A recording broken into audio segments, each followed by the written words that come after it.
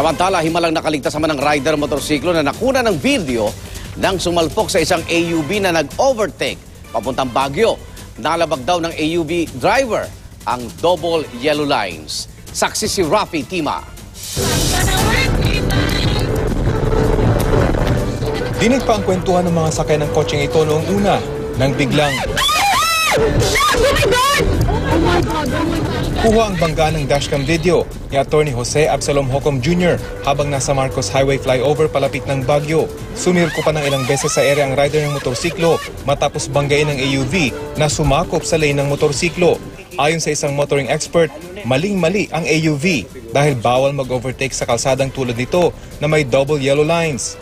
Madalas inilalagay ang double yellow line sa mga kalsadang hindi agad makikita ang kasalubong na sasakyan.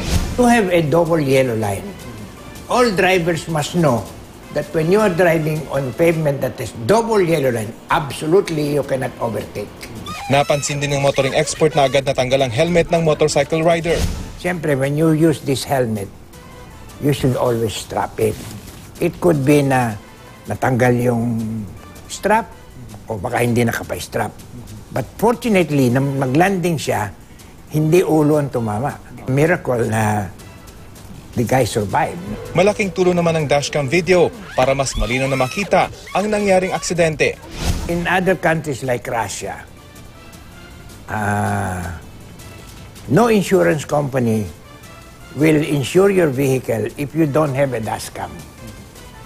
We propose that to the LTFRB, gawa ng mga bus.